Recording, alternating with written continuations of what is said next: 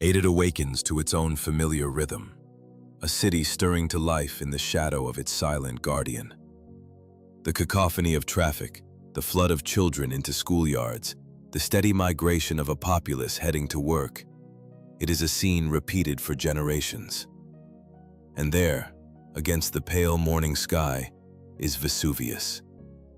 It is a constant, brooding presence on the horizon, so much a part of the landscape that its danger has been softened by familiarity. And in that forgetting lies the greatest peril. Then, it comes. A tremor, not of cinematic violence, but of a deeper, more intimate truth. A brief, sharp shudder that ripples through the foundations of the city. Coffee cups rattle in their saucers, a porcelain choir of trembling fear. Windows vibrate with a low hum. For a heartbeat, the city pauses. 10 minutes pass. The moment is almost dismissed, a minor geological hiccup. But then, another tremor arrives, more insistent than the last. And then another. In that instant, the specific magnitude of the shaking becomes irrelevant. The terrifying truth is its origin. It is happening directly beneath an active volcano in a region where millions of souls have built their lives. The digital cascade begins. 1,000,000 phone screens illuminate in unison. News alerts, emergency broadcasts, a torrent of messages flooding the networks. Did you feel it? How strong was it? What is happening? Here, the true crisis unfolds. One not of magma, but of men. As fear mounts, a single primal instinct takes hold of hundreds of thousands of people simultaneously. To flee, to get to family, to return home, to find safety inside a vehicle. When this impulse is acted upon by a metropolis, the arteries of the city seize. Every escape route becomes a cage. The chaos of human panic proves to be a more immediate threat than the mountain itself. As the tremors continue, the experts begin to speak. Their language is measured, but the message is chilling. They talk of rising activity, of changing signals, of immense pressure building within the volcanic system. This does not mean an eruption is 10 minutes away. It means the mountain is no longer stable. And in an unstable system, every hour is a departure from the last. Then, the phase no one dares to imagine begins. It starts not with fire, but with sound. A profound, gut-wrenching roar that shatters the air, powerful enough to make glass tremble for miles. For a moment, it could be mistaken for thunder, but this sound does not pass. It arrives, and it ends.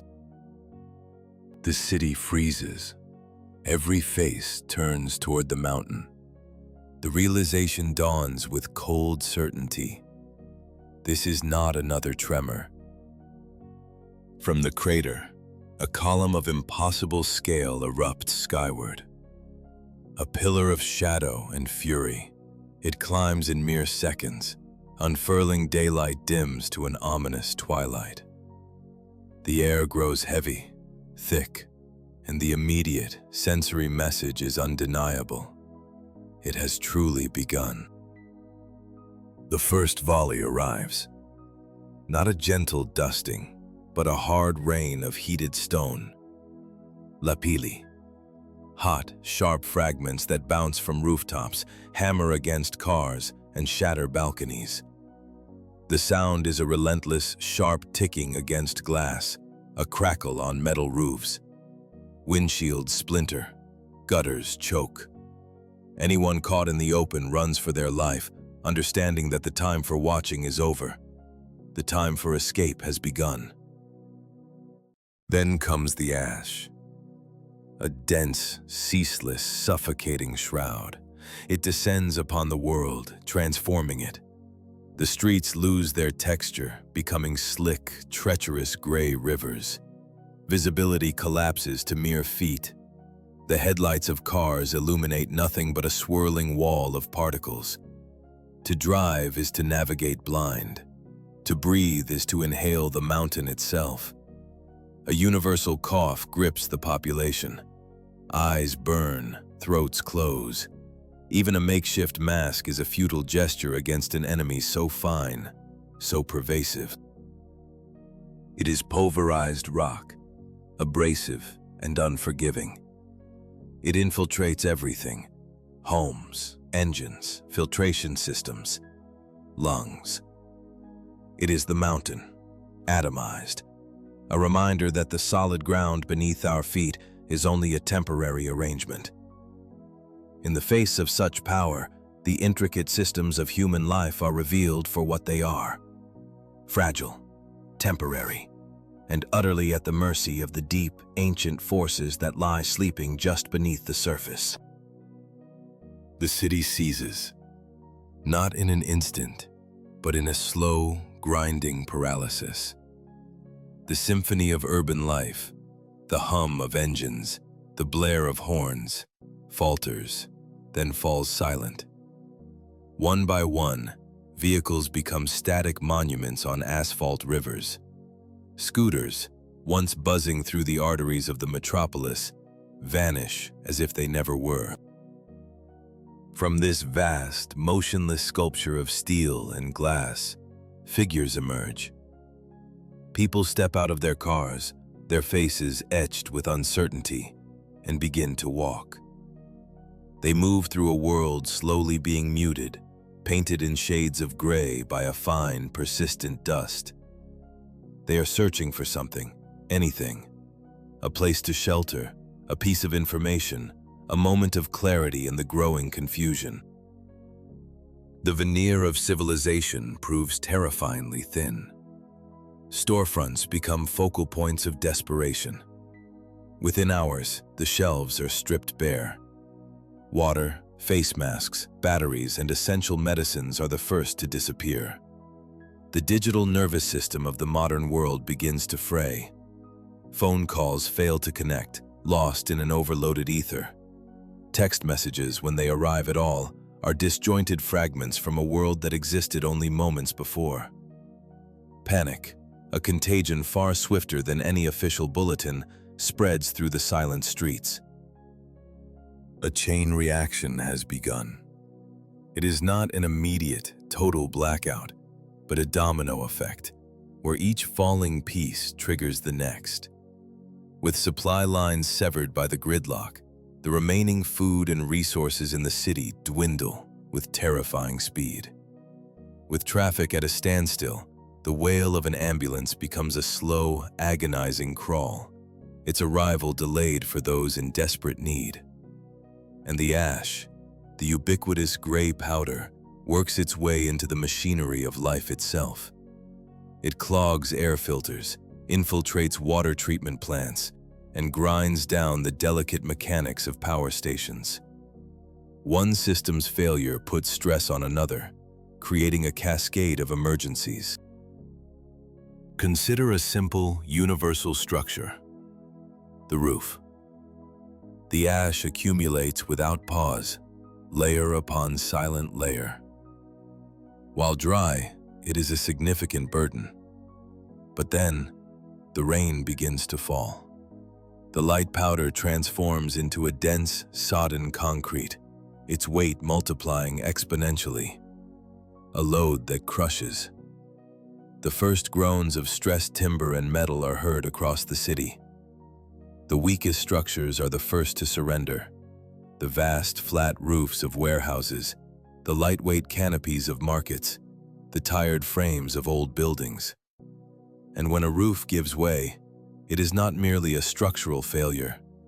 It is a new epicenter of chaos, trapping people inside, demanding the attention of already overwhelmed rescue crews, and deepening the city's descent into turmoil.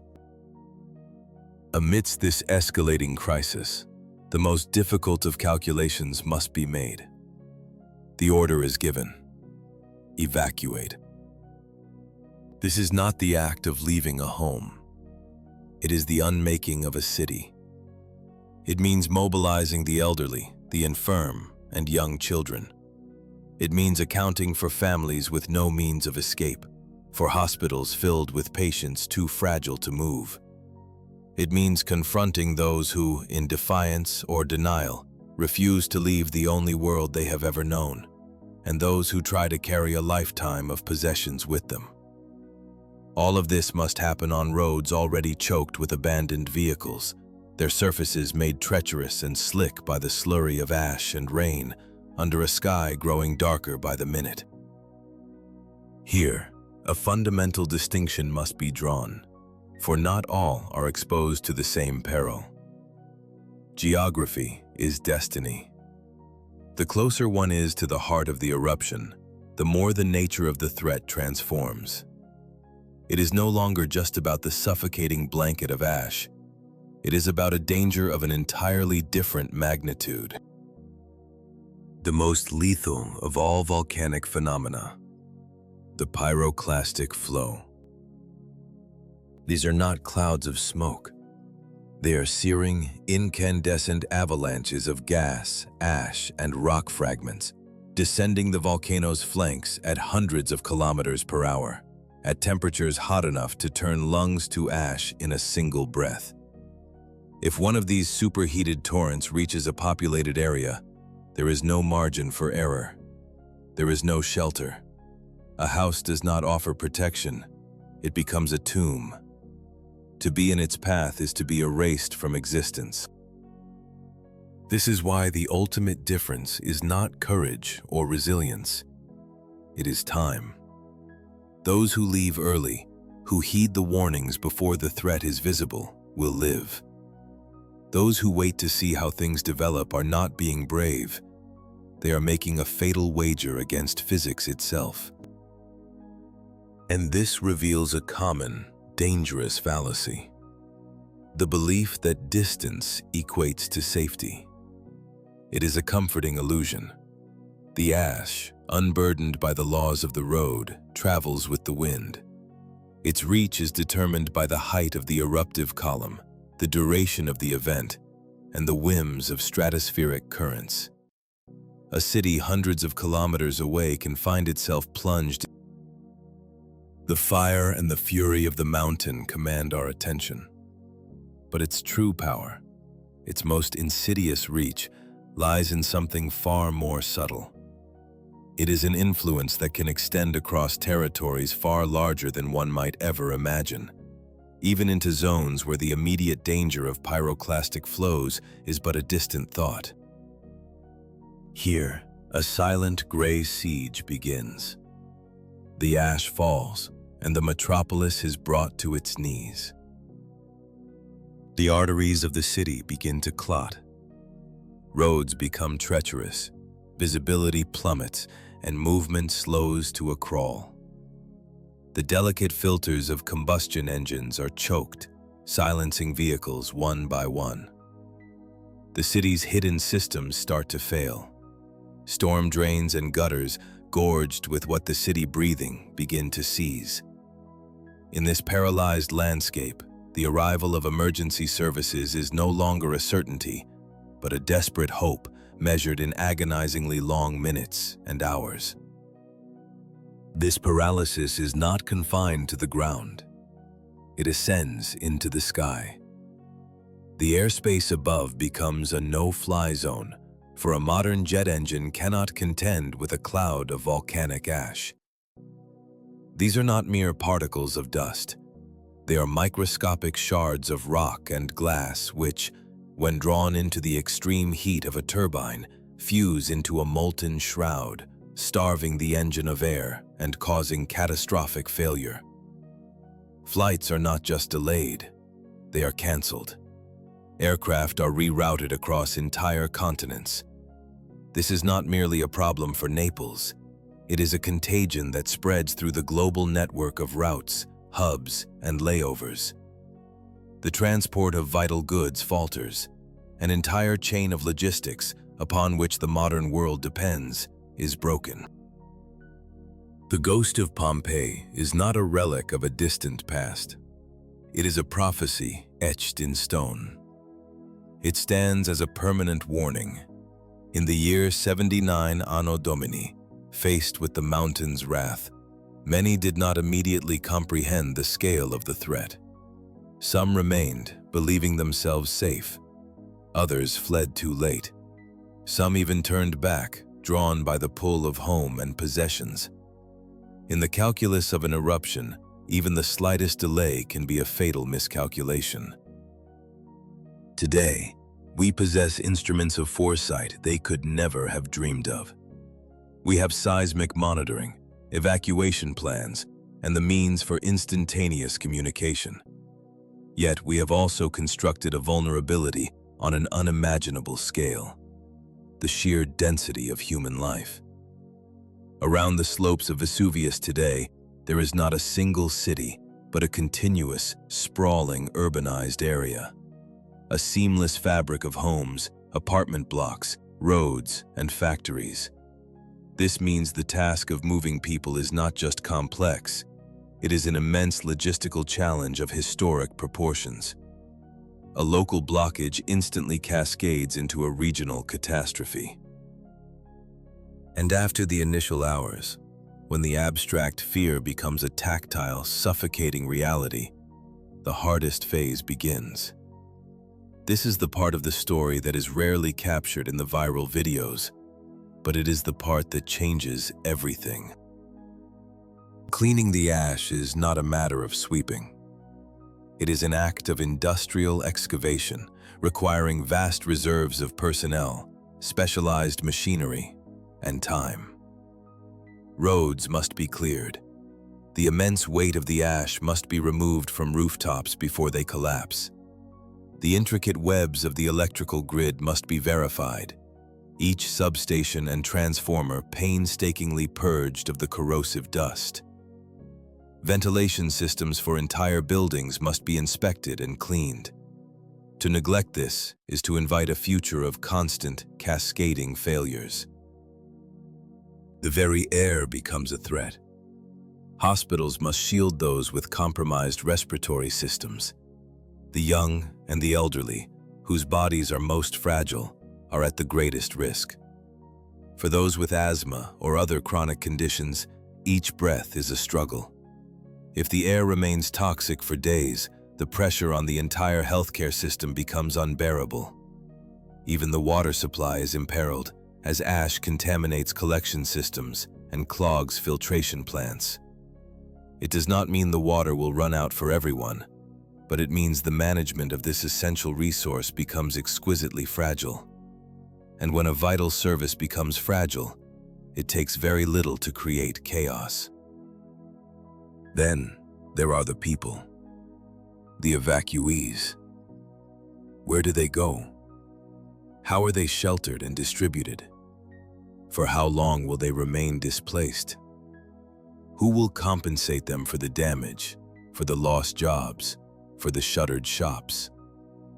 What becomes of the renter, the business owner, the citizen caring for a relative who cannot be moved? The economy does not just slow down, it enters a state of suspended animation that could last not for days, but for weeks. Tourism ceases, commerce is shuttered, transport is reduced to a trickle. The great ports and logistical hubs fall silent. If the eruption is a protracted event, unfolding in phases over a long period, the concept of normalcy becomes a distant memory. It does not return tomorrow. It returns only when the mountain allows it. The event is a stark reminder that our sprawling civilizations are built upon a geological timescale, one that is indifferent to our plans and our schedules. It teaches us that the ground beneath our feet is not a promise of permanence, but a patient, sleeping giant. Strip away the cinematic hyperbole, the tales of ancient ruin, and a stark reality remains. Vesuvius is no mere mountain. It is a living, breathing volcano, its explosive history embedded in the very earth beneath one of Europe's most densely populated regions. An eruption today would not be a localized event. It would trigger a continental crisis, its consequences cascading through millions of lives with an immediacy that would shatter the modern world, and an aftermath that would linger for generations. And yet, another truth exists, one written not in stone, but in human action. The outcome is not preordained. It will be defined by preparation, by the velocity of decisions made under unimaginable pressure. Bring of the earth, victory is not won with strength, it is bought with time. So when the eye falls upon Vesuvius, shimmering peacefully on the horizon, it is vital to remember what it represents.